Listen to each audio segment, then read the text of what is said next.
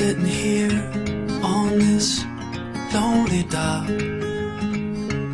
Watch the rain play on the ocean top. All the things I feel I need to say, I can't explain in any other way. Sitting here on this lonely dock. Watch the rain play on the ocean top. Dati, medyo malungkot talaga ang buhay ko. Alam na naman lahat yan. Ngayon nga, tapos ng trabaho, magdamag na duty, tulog sa bahay, tapos pagka weekends, siyempre kinig sa barkada, sa tropa. Siyempre nang dumating yung isang tao dyan. Asan na yun? Yun! Diyan ka pala! Ba't ka rin dyan? Mainit dyan eh. Mainit? Oo, aminin mo na sa kanila. Na? Yung naaminin mo ka mo. Na ano? Naniligawan mo ako? Tinarget mo ako. Anong tinarget? Tinarget mo ako sa... Diba? Ano ka? Ikwento mo kasi kung paano talaga nagsimula.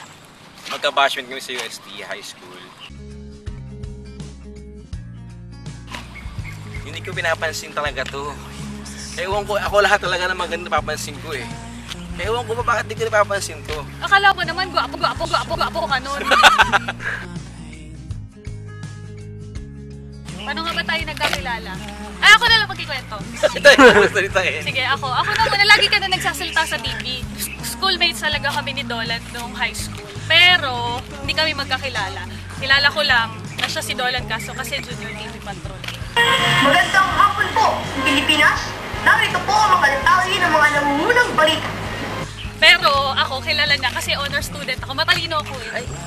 Di ba? Matalino ako. Matalino siya. Oh, sige. Ayun. Tapos, hindi naman kami na-introduce talaga formally. Hanggang sa gumraduate na kami ng high school, tapos sa college. Pareho kami ng school pa rin. Ako UST Medtech, tapos siya journalism. Pero hindi kami nagkikita. Hanggang sa magkita kami sa Facebook. Kasi target mo ako. Hindi. Di ba? Hindi. Ganito talaga yan. Nakita ko na lang, doon sa listahan ng mga friends ko, nandun si Dolan Castro. Sabi ko, bakit kaya to nandito? Hindi naman kami magkakilala nito. Bakit ka ba? Tapos, Okay. ayun, sabi ko, inad niya ako eh. Ang tanong, sino ang una nakipag-chat? Ikaw. Sino? Ang sinabi ko lang Sino naman nga? sa kanya, ako na nga, ako na. Ayan, Ako na. ikaw una. Oh, sige. I need to be bold, need to jump in the cold water, need to grow older with a girl like you. Finally see you were naturally the one to make it so easy when you showed me the truth. Yeah, I'd rather be with you. Say you want the same thing too.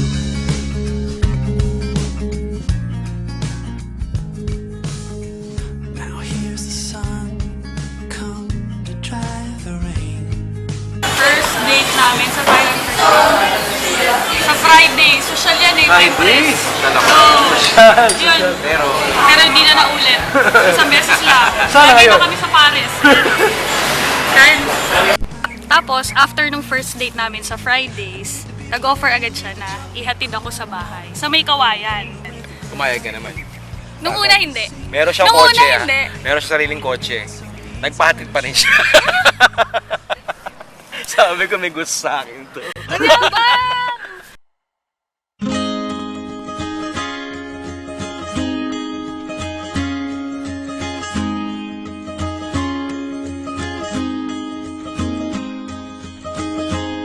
Some kind of magic happens late at night when the moon smiles down at me and bathes me in its light. Pero ang totoo talaga niyan, sige aminin ko na nga. Siyempre ako naman talagang patay na patay dyan. Kaya naman niligawan ko yan. Di ba? Napakabait naman talaga. At nakita ko yung ugali niya. At masayahin, masarap kasama. Tapos pagkasama ko siya, yung mga problema ko sa trabaho, yung mga napaka-toxic ng trabaho natin. Alam mo naman pag crime reporter ka, sobrang dami mong iniisip na pangit, no? At lang nakakaalis mo yung mga balita mo. Gumaganda. Nawawala ako sa mundo ko na ginagalawan sa field. Nagkakaroon ako ng sariling mundo pagkasama ko. A whole new world, a new fantastic point of view. Ang gustong-gusto ko kay Dolan, sobrang sweet yan. Hindi siya nahihiya na yakapin ako kahit may mga tao dyan. Pinapakita niya talaga na mahal niya ako. Kaya ako, ganun din naman ako sa kanya. Ang gusto ko pa sa kanya, marunong siyang makisama. Hindi lang ako yung pinapakisamahan niya ng maayos, pati mga kapatid ko, mga kaibigan ko. Nakikipag-mingle siya. Tapos, tsaka yun pala, mature talaga siya mag-isip. Kasi ako medyo may pagkaisip bata ako minsan. Mabilis ako magtampo. Pero kahit na nangungulit na ako sa kanya, nagpapasensya pa rin talaga siya sa akin.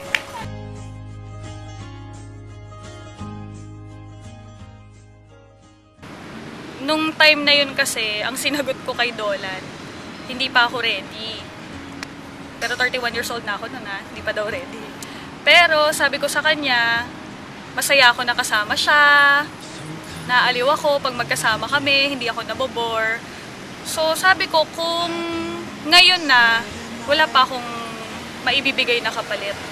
Pero kung maghihintay siya, malay natin.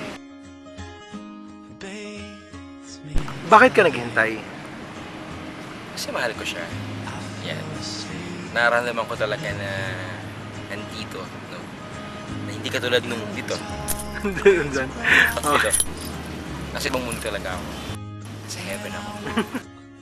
The world was new. Paano mo nalaman na si doktora na talaga para sa iyo habang buhay? Nalaman ko na para sa akin talaga si Dolan kasi Alam mo, talagang mararamdaman mo talaga yun eh. nung dumating siya, ayos na lahat. Hindi na kailangan bilangin ng taon, hindi kailangan bilangin yung araw, yung panahon. Pero pag magkasama kayo, mararamdaman mo eh. Maayos sa pamilya, maayos ang trabaho ko. Ito na talaga yung ihaharap mo sa dambana, no? Talagang taas no mong papakit sa tao. Tapos, handa na talaga ako mag-asawa nun, nung dumating siya. Tapos, ganun din naman siya. Sabi ko po kasi kay Lord dati, Lord, hindi ko na hinahangad pa maging chick boy gaya ng ibang kaibigan ko. Bigyan niyo po ako ng isa na the best. Imamahalin ko, mamahalin ako. Ito, binigay niya sa akin. Medyo pareho na kasi kaming 31. Kaya may edad na kami pareho. Dumating sa point na ready na kami pareho. Hindi ko na talaga pinakawalan yung pagkakataon na to. At sinabi ko sa Diyos, Lord, When the moon eto na po talaga. I fell asleep beneath you in the tall blades of grass. When I woke, the world was new. I never had to ask. It's a brand new day. The sun is shining. It's a brand new day. For the first time in such a long, long time, I know I'll be okay.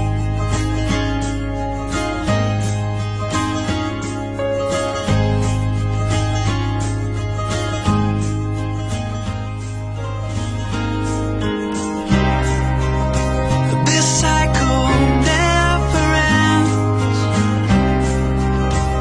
You gotta fall in order to mend.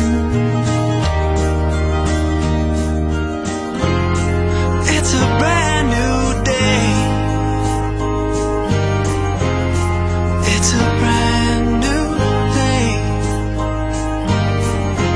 For the first time in such a long, long time, I know I'll be okay. So ikaw talaga yung patay na patay. Oo, pero meron din siya. I'll be okay.